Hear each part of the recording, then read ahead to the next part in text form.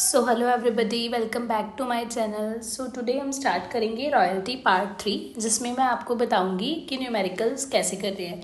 सो मेरे पास बुक है final touch written by author R K. Bell. तो आज हम स्टार्ट करते हैं न्यूमेरिकल से।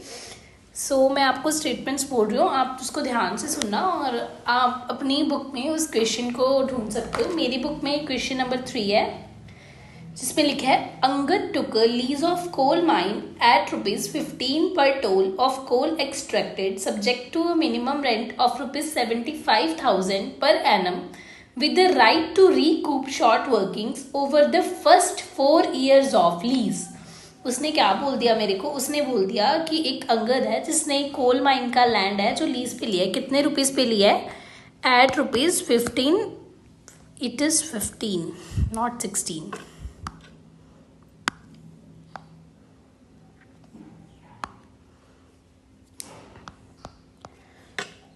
एट ₹15 पर टन पे लिया है, तो ये हो गया हमारा रॉयल्टी का रेट। इसके बाद उसने हमें क्या बोला कि मिनिमम रेंट कितना है।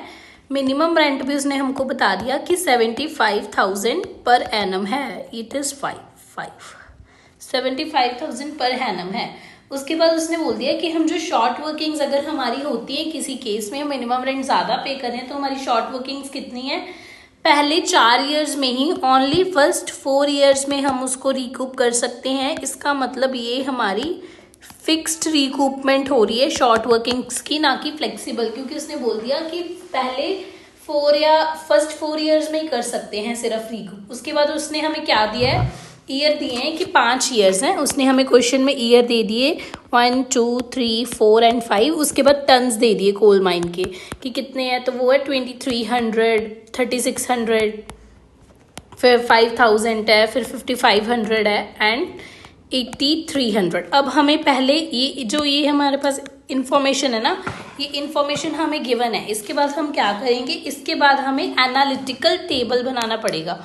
तो दिस इज अभी क्या प्रिपेयर करना पड़ेगा? Analytical table. उसने हमें क्या क्या चीज़ें गिवन दी हैं? गिवन तो उसने हमें दी है कि इतनी रॉयल्टी मैं लूँगा पर टन, मिनिमम रेंट में 75,000 लूँगा, तू रिकूप कर सकता है पहले 4 इयर्स में, और ईयर्स दे दिए और टन्स दे दिया। अब एनालिटिकल टेबल कैसे बनेगा?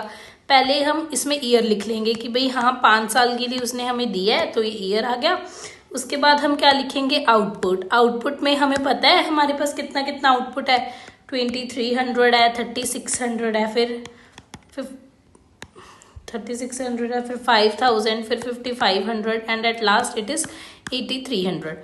उसके बेस पे हम क्या निकाल लेंगे? रॉयल्टी निकाल लेंगे कि 2300 इंटू करो, कितना रॉयल्टी का रेट है? 15 रुपीज़ पर टन। तो रॉयल्टी का रेट क्या आ गया? 34,500, फिर आ गया 54,000, 3600 इंटू 15 करके आया ये। और ये जैसे 5000 इंटू 15 करो 75,000, क्योंकि रॉयल्टी का रेट हमें क्या गिवन है, इसीलिए हमने इसको ऐसे कर लिया। तो ये सारी जो हमारी आई वैल्यूज आ गई। इसके बाद हमें क्या पता है? मिनिमम रेंट पता है कि मिनिमम रेंट तो हर साल में सेम ही रहेगा ना, कि 75,000 पर एनम। उसने जब क्वेश्चन में हमें दे ही दिया, it is all same in the question. So मैं आपको ये एक एनालिटिकल टेबल बना के देख रही हूँ, उसके बाद आपने खुद बनाना है। अब हम देखेंगे कि हमें दिख रहा है कि यहाँ पे हमारी रॉयल्टी है जो कम है मिनिमम रेंट से। तो हमारी क्या हो रही है? शॉर्ट वर्किंग्स हो रही है, हमें मिनिमम रेंट देना पड़ेगा, हालांकि हमारी रॉयल्टी है जो वो कम है। तो हमें कितनी ज़्यादा एक्स्ट्रा पे करना पड़ रहा है? शॉर्ट वर्किंग्स कितनी है? 40,500 की। एंड सेम में इसमें भी हमारी रॉयल्टी जो है कम है हमारे मिनिमम रेंट से, तो हमें शॉर्ट वर्किंग्स हो रही है 21,000 की। उसके आगे क्या हुआ? हमारा ये इक्वल है, तो इसमें हमें कोई शॉर्ट वर्किंग नहीं है, इसमें जो है हमें कोई शॉर्ट वर्किंग नहीं है, क्योंकि हमारी जो रॉयल्टी है वो ऑलरेडी ज़्यादा है हमारे मिनिमम रेंट से, इसमें भी। तो इसके बाद क्या है? इसके बाद आ गया सरप्लस। सरप्लस में क्या होता है? सरप्लस में इसमें तो शॉर्ट वर्किंग है, इसमें भी, इसमें कुछ भी नहीं है। और सरप्लस में यहाँ क्या आ गया? 7500 जो है ये हमारा सरप्लस हुआ, कि हमें देना इतना था पर हमने कमाया इतना, तो ज़्यादा जितना हुआ वो सरप्लस हो गया। तो यहाँ पे सेम 49,500 का जो हुआ 49,500 आएगा। सॉरी, गलती से लिखा मैंने 600। तो जो ये 49,500 आएगा, तो ये हमारा आ गया सरप्लस। इसके बाद क्या हुआ? हम शॉर्ट वर्किंग्स को राइट ऑफ कब कर सकते हैं? पहले 3 इयर्स में शॉर्ट वर्किंग्स को हम राइट ऑफ कर सकते हैं, राइट।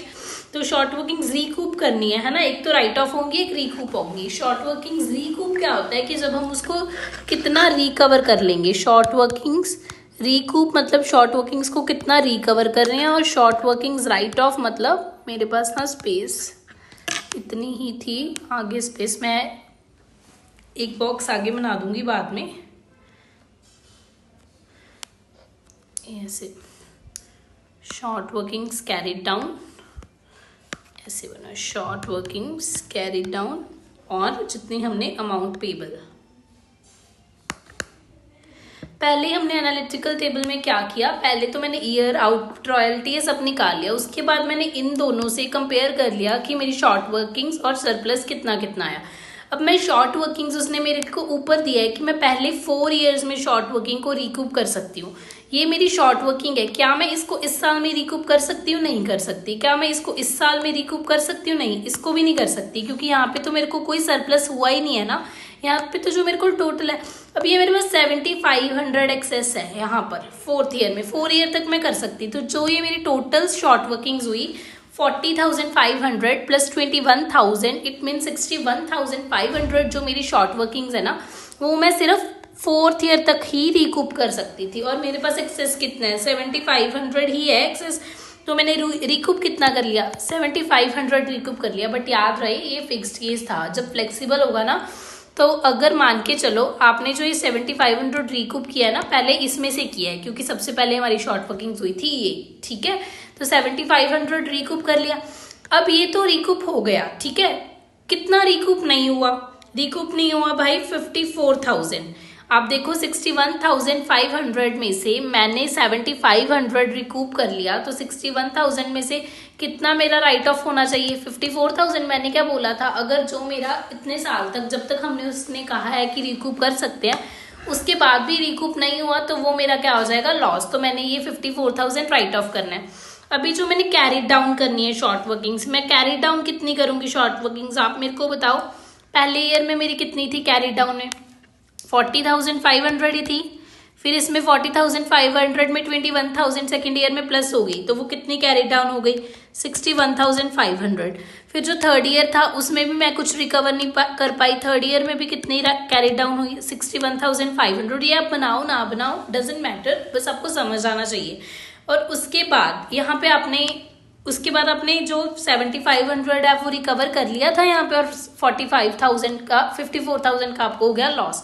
अब आपने यहाँ पे लैंडलॉर्ड को अमाउंट कितनी देनी है, पूरी देनी है जितना आपका मिनिमम रेंट था। तो 1st ईयर में आपने 75,000 दिया, 2nd ईयर में भी आपने 75,000 दिया, 3rd ईयर में भी आपने 75,000 ही दिया। बट जब 4th ईयर आया उसमें आपको कितना देना था, देना तो 75,000 ही था ना। ये तो जो आपका हो गया सरप्लस हो गया, सरप्लस में से आपने 7500 रिकवर कर लिया, और जो ये बाकी का आपका 54,000 का वो लॉस हो गया, तो आपने दिया तो उसको 75,000 ही।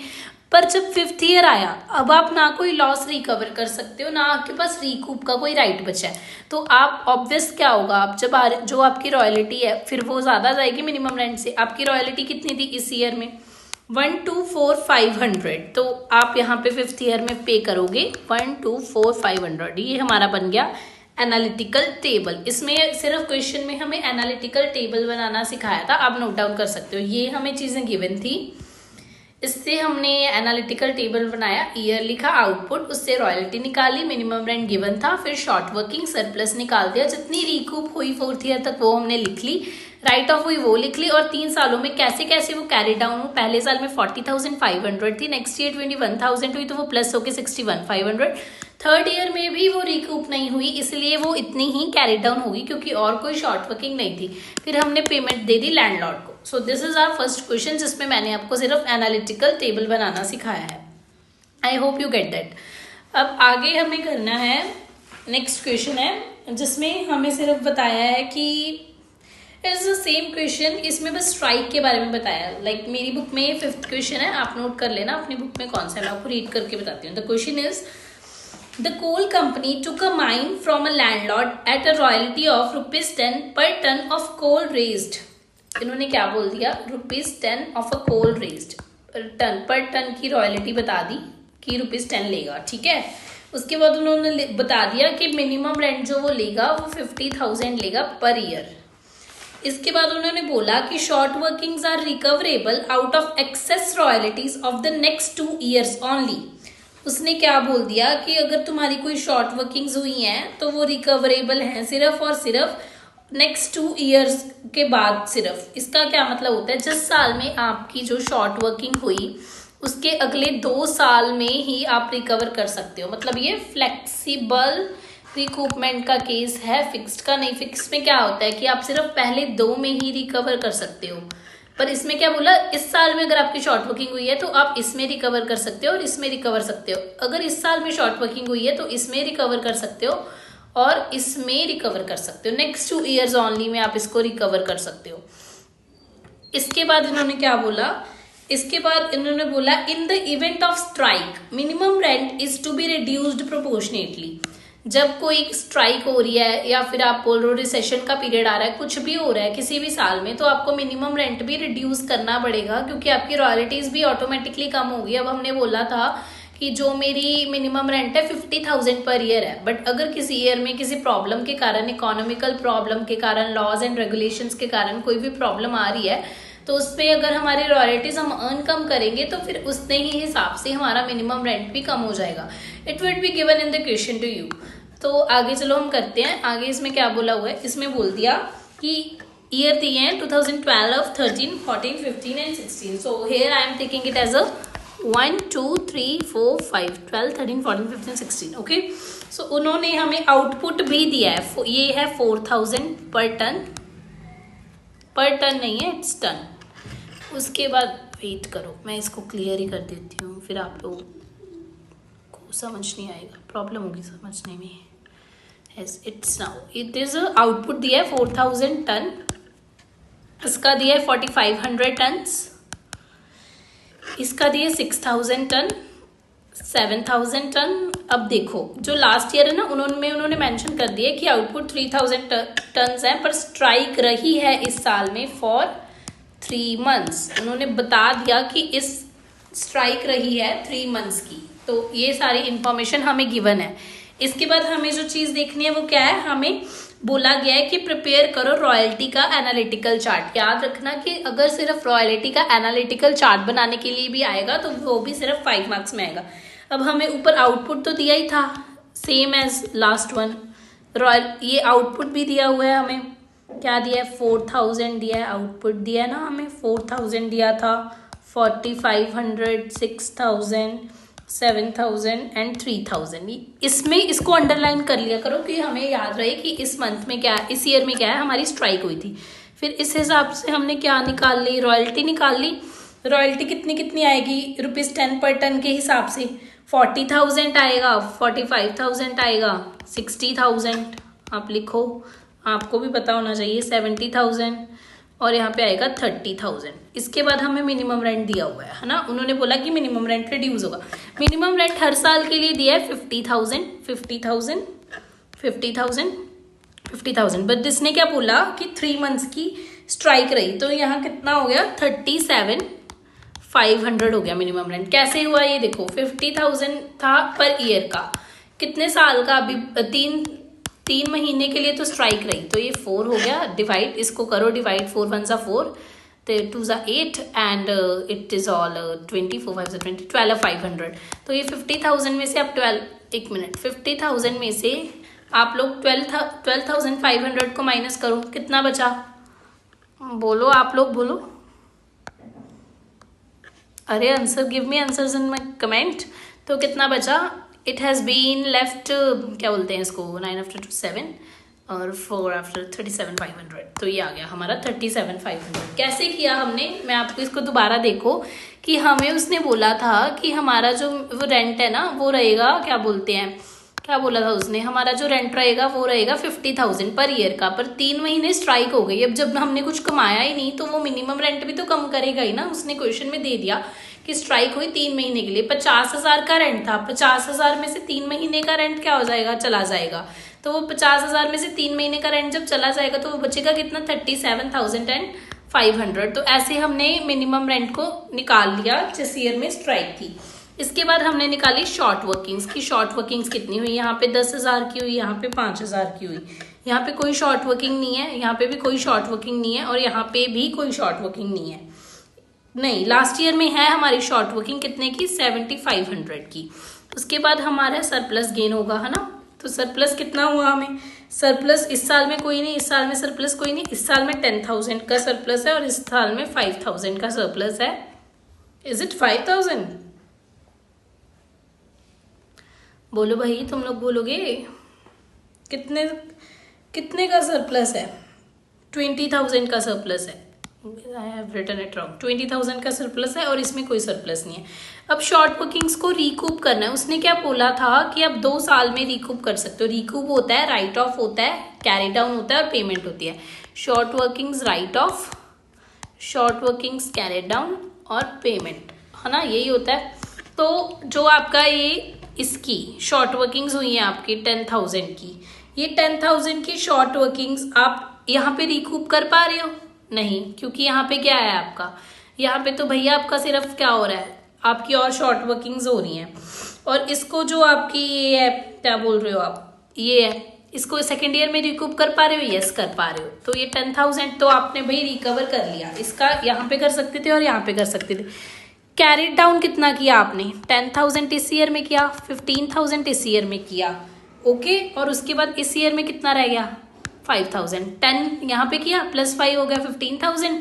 ये 10 तो आपका रिकूप हो गया। तो इस साल में कितना निकला? 5,000। उसके बाद आगे चलो, इसके बाद क्या होगा, जो ये 5,000 की आपने करी थी, ये आपकी शॉर्ट वर्किंग्स हुई, वो आप इस साल में रिकवर कर सकते थे या फिर इस साल में रिकवर कर सकते थे।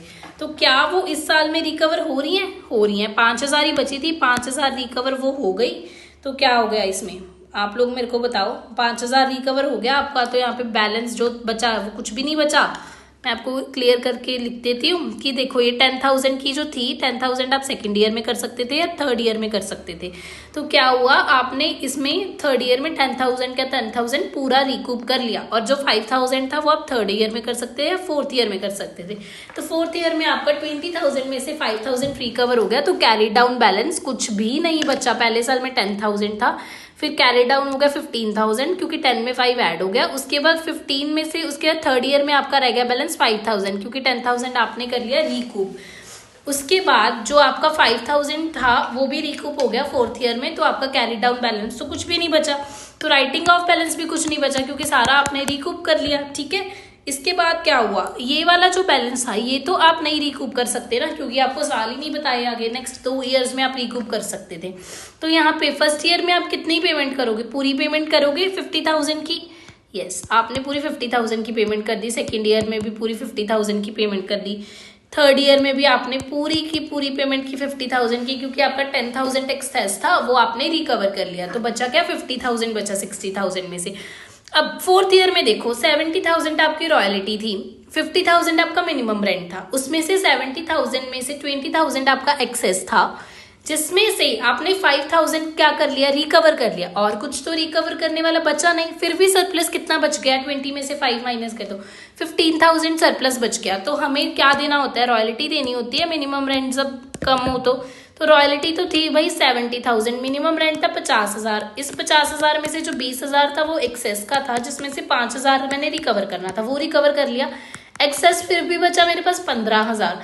तो 70 में से 5 तो मैंने माइनस कर देना कि ये मैंने रिकवर कर लिया, और बाकी जो है मैंने प्लस कर देना। मतलब आप बोल सकते हो 50,000 प्लस 15,000 अब मैंने लैंडलॉर्ड को पे करना है, जो हुआ 65,000। आप ऐसे भी कर सकते हो, 70,000 में से जितना आपने रिकवर कर लिया वो 5,000 माइनस कर दो। इसके बाद आपका रिकवर करने वाला कुछ भी नहीं बचा, बाकी पेमेंट आपने लैंडलॉर्ड को देनी है। और इसके बाद लास्ट ईयर में तो 37,500 मिनिमम रेंट ही ज़्यादा दोगे, क्योंकि मिनिमम रेंट ही ज़्यादा है। तो दिस इज योर स्ट्राइक वाला क्वेश्चन। ऐसे ही क्वेश्चन आएंगे पेपर में, सिंपल और बिल्कुल सिंपल क्वेश्चन नहीं आएंगे। इससे आगे चलो, इससे आगे का क्वेश्चन जो है उसमें उन्होंने बताया है, सेम क्वेश्चन ही है, जिसमें आपने बताना है कि आपकी रॉयल्टी कैसे आई, मतलब एनालिटिकल टेबल आप बनाओगे। बस क्या होता है कि क्लोजिंग स्टॉक और ओपनिंग स्टॉक का केस आ जाता है। लाइक आप एक केस देख लो, मैं आपको क्लियर कर देती हूँ इस। सो चलो अब हम देखते हैं कि क्या है ओपनिंग स्टॉक और क्लोजिंग स्टॉक वाला केस। सो क्वेश्चन है, mister Amit wrote a book on accountancy standards and got it published from lotus publications on the terms that royalties will be paid at ₹12 per copy। तो उन्होंने हमें इसमें बता दिया कि रॉयल्टी वो कितनी पे कर रहा है, at ₹12 per copy, ठीक है। उसके बाद उन्होंने बोल दिया कि it is a subject to minimum rent of ₹45,000। Minimum rent भी हमें बता दिया कि 45,000 रुपीज़ है। और इसके बाद हमें ये भी बता दिया कि उसको रिकूपमेंट का राइट है over the first 3 years of the royalty agreement. जब उसने बोल ही दिया ओवर द फर्स्ट 3 years, मतलब क्या है, ये फिक्स्ड राइट ऑफ द रिकूपमेंट है फर्स्ट 3 years तक सिर्फ हमें है। उसके बाद अगर 4th year में कोई भी हमारी शॉर्ट वर्किंग होती है तो वो हमारा लॉस होता है। उसने पहले 4 साल की हमें बता दिया कि 4 साल हैं जो 2016, 17, 18। आप अपने बुक में देख सकते हो क्वेश्चन मिस्टर अमित, तो आप ध्यान से देखो, मेरी बुक में क्वेश्चन नंबर 7 है, आप अपने हिसाब से देख लेना। सो उसमें जो नाम है ना ऑथर का वो है मिस्टर अमित। तो ईयर हमें दे दिए। उसके बाद उसने बोल दिया कि नंबर ऑफ कॉपीज, कितनी कॉपीज प्रिंटेड है, क्या दे दिया को, उसने दे दिया कॉपीज प्रिंटेड। कॉपीज प्रिंटेड कितनी है, पहले उसने बोल दिया 2500 है, फिर 3750 है नेक्स्ट ईयर में, उसके बाद 5000 एंड एट लास्ट 6250। उसके बाद जो उसने दिया number of copies printed in closing stock, की लास्ट ईयर में हमारे क्लोजिंग स्टॉक में कॉपीज कितनी प्रिंटेड थी, तो उसने कितना कितना बोला 125 बोल दिया, उसके बाद 250, उसके बाद 500, उसके बाद 625। अब जब हम रॉयल्टी निकालते हैं तो रॉयल्टी हम किस पे निकालेंगे, आप लोग मेरे को बताओ। जब हम रॉयल्टी निकालेंगे तो निकालेंगे कि हमारा ओपनिंग स्टॉक कितना है ना, cost of the good sold क्या है, हमारी कैलकुलेशन करनी पड़ेगी हमें, नंबर ऑफ कॉपीज कितनी है, क्योंकि हमें तो बोल दिया कि भाई आपका जो नंबर ऑफ कॉपीज प्रिंटेड इतनी है, ओपनिंग स्टॉक हमें बताया नहीं है और क्लोजिंग स्टॉक हमको पता है। तो जो हमारा इस ईयर का क्लोजिंग स्टॉक है वो हमारा इस ईयर का क्लोजिंग स्टॉक है वो हमारा नेक्स्ट ईयर का क्या बन जाएगा, ओपनिंग स्टॉक बन जाएगा। जो हमारा पुराने ईयर का क्लोजिंग स्टॉक है वो हमारा अगले ईयर का ओपनिंग स्टॉक बन जाएगा, ये आपको ध्यान में रखना है। अब चलो इसको क्वेश्चन करते हैं। अब हमें ये तो पता है कि नंबर ऑफ कॉपीज कितनी है, पर हमें ये नहीं पता कि नंबर ऑफ कॉपीज सोल्ड कितनी है। हमें क्या बोल दिया उसने, कॉस्ट बता दी कि भाई नंबर ऑफ कॉपीज इतनी है, क्लोजिंग स्टॉक इतनी है, ओपनिंग स्टॉक बताई नहीं। ओपनिंग स्टॉक की इसलिए नहीं बताई क्योंकि हमें खुद पता होता है कि पिछले ईयर का क्लोजिंग स्टॉक अगले साल का ओपनिंग स्टॉक होता है, ये हमको खुद पता होता है। तो हमें क्या निकालना है, नंबर ऑफ कॉपीज सोल्ड, हमने कॉपीज सोल्ड करी कितनी है, तो वो कैसे निकालेंगे।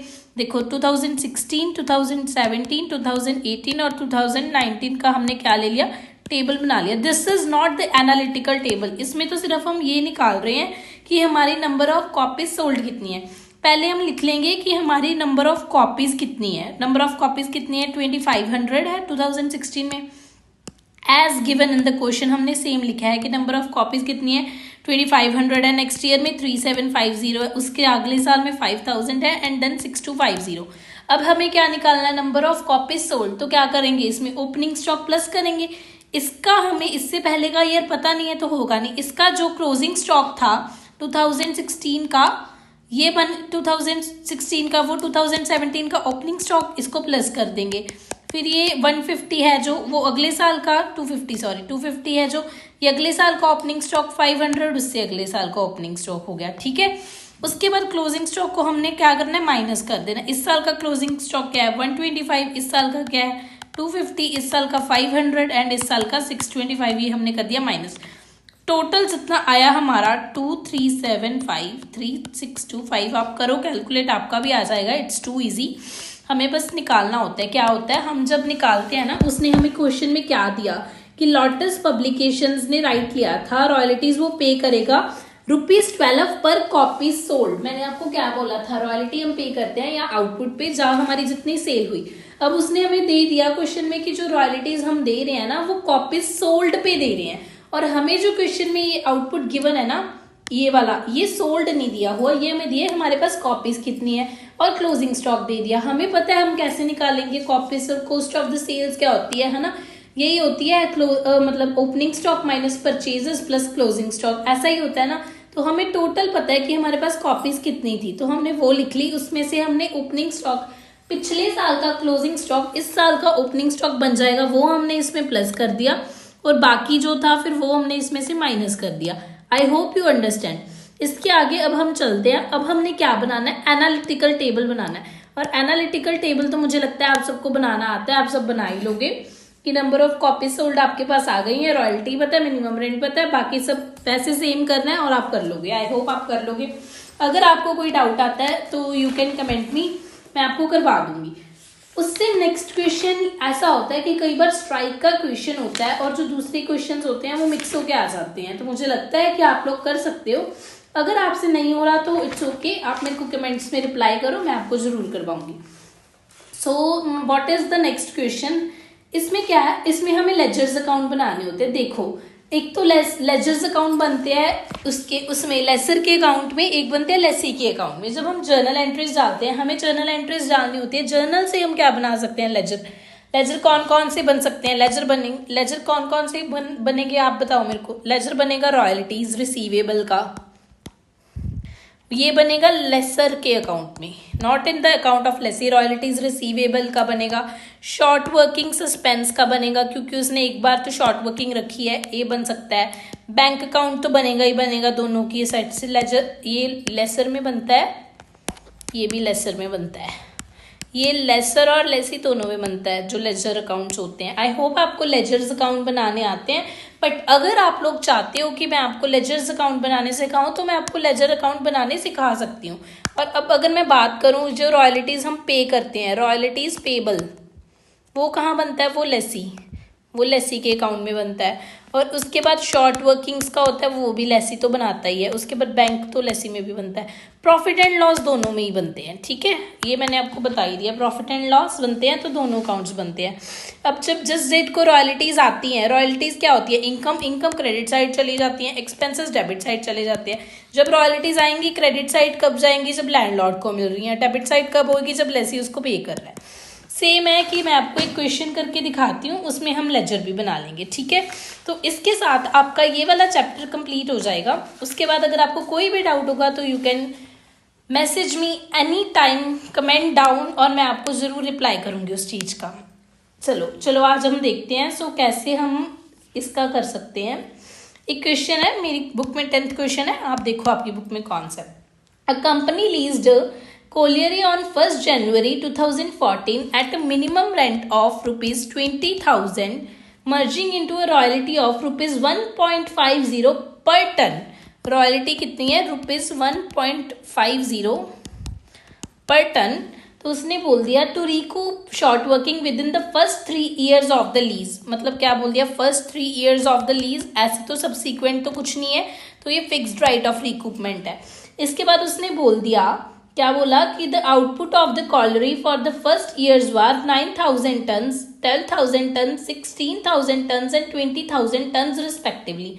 उसने हमें आउटपुट भी बोल दिया, इतना इतना है हमारे पास। तो हमें जर्नल एंट्रीज पास करनी है पहले 4 साल के लिए।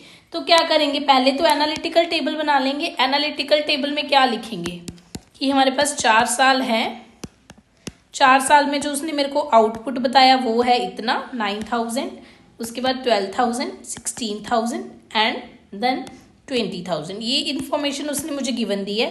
रॉयल्टी भी उसने मेरे को गिवन दी है। ये हम एनालिटिकल टेबल बना रहे हैं, मैं आपको ऐसे रफ करके दिखा रही हूँ, बट आपने एग्जाम में बिल्कुल अच्छे से बनाना है। बट कोई भी पेंसिल से लाइंस नहीं बनाएगा, टाइम जाएगा। आपने ध्यान रखना है कि आप एक 15 मार्क्स के क्वेश्चन को एटलीस्ट टाइम दो, कितना? आधा घंटा या 15 मिनट बोल सकते हो, ठीक है ना। ज़्यादा टाइम नहीं देना। 4 15 नंबर के क्वेश्चन आएंगे, आपके पास 3 घंटे हैं, तो आप एक 15 नंबर के क्वेश्चन को 15 मिनट्स दे सकते हो। 2 को आपने मतलब देने कितना टाइम है? आधा घंटा दे सकते हो ज़्यादा से ज़्यादा। अगर आपको रीचेक करने के लिए कम टाइम लगता है तो आप आधा घंटा दो। और जो 5 मार्क्स की क्वेश्चन है उसके लिए आपके पास घंटा बचना चाहिए, तभी आपका एग्जाम पूरा होगा, नहीं तो वो रह जाएगा।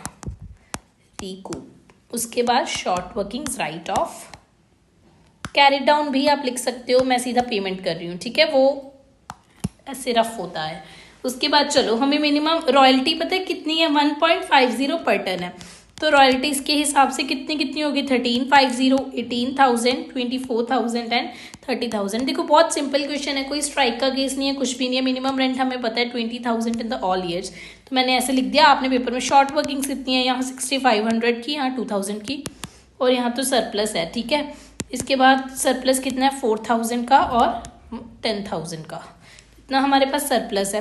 रिकूप हो रहा है, नहीं हो रहा, रिकूप हो रहा है, नहीं हो रहा। इसमें 4000 क्या हो रहा है, रिकूप हो रहा है। और 4500 क्या हमें राइट ऑफ करना पड़ा, क्योंकि हमारा जो ये टोटल था 8500 का हमारी शॉर्ट वर्किंग्स थी। पहले 3 साल में रिकवर कर सकते थे, थर्ड ईयर हमारे पास सिर्फ सरप्लस था 4000 का, उतना हमने रिकवर कर लिया। बाकी 4500 हमारा क्या हो गया, लॉस। पेमेंट कितनी करेंगे, 20,000, यहाँ पे भी 20,000 और यहाँ पे भी 20,000, क्योंकि जो एक्सेस था वो हमने रिकवर कर लिया। और लास्ट में 30,000 पेमेंट करेंगे क्योंकि रॉयल्टी ज्यादा है। अब देखो, अब हमने क्या एंट्रीज पास करनी है फर्स्ट 4 ईयर्स की। जब हम एंट्रीज पास कर रहे हैं तो क्या एंट्रीज पास करेंगे, आपको क्या लगता है कि आपको किसके हिसाब से एंट्रीज आपको पास करनी चाहिए, आप मेरे को बताओ। लेसी के हिसाब से करोगे, जब तक आपको बोला ना वो कि आपने एंट्रीज किस हिसाब से पास करनी है, तब तक आप लेसी के हिसाब से अपनी एंट्रीज को पास करोगे।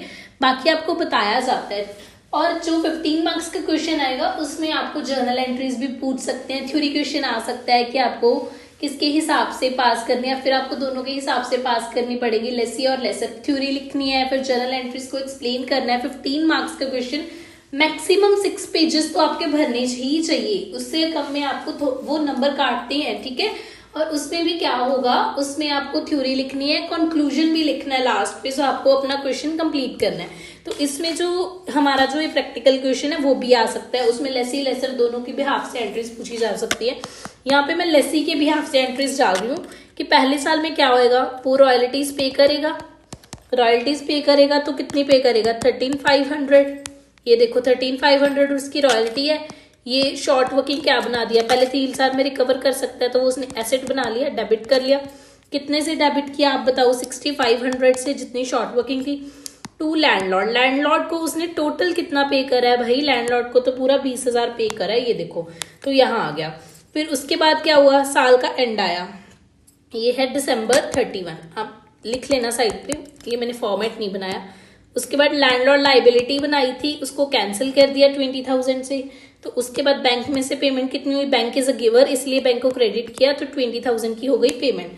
उसके बाद क्या हुआ, profit and loss. Profit and loss account में भी हम हर साल ट्रांसफर करते हैं, तो क्या ट्रांसफर करेंगे, रॉयल्टीज ट्रांसफर कर देंगे, भी मेरा एक्सपेंस है तो मैंने एंड पे तेरे को ट्रांसफर कर दिया 13,500। देखो अब मैंने उसको पेमेंट तो करी है 20,000 की, पर मैंने उसको ट्रांसफर कितना किया, 13,500। क्यों, क्योंकि मेरे को होप है कि मेरे पास 3 साल की रिक्यूपमेंट का राइट है, शायद जो मैंने ये शॉर्ट वर्किंग एसेट बनाई है ये मेरी रिकवर हो जाए। उसके बाद नेक्स्ट ईयर आ गया, उसके बाद आया December 2015, 31 दिसंबर, ये कैलेंडर ईयर के हिसाब से हम क्वेश्चन करें। फिर उसने रॉयल्टीज को ड्यू किया, अपनी रॉयल्टीज को ड्यू किया क्योंकि वो एक्सपेंस है, एक्सपेंसेस आर ऑलवेज डेबिट, तो क्या हुआ 18,000। उसके बाद शॉर्ट वर्किंग्स कितनी बनी उसकी थी इस साल में, ये देखो 2,000 शॉर्ट वर्किंग्स थी, इसलिए 2,000 जो है वो उसने डेबिट कर लिया। लैंडलॉर्ड को कितना पे करेगा, टोटल 20,000 ही करेगा। फिर अगेन क्या किया, लैंडलॉर्ड को पेमेंट कर दी, लाइबिलिटी अपनी कैंसिल कर दी।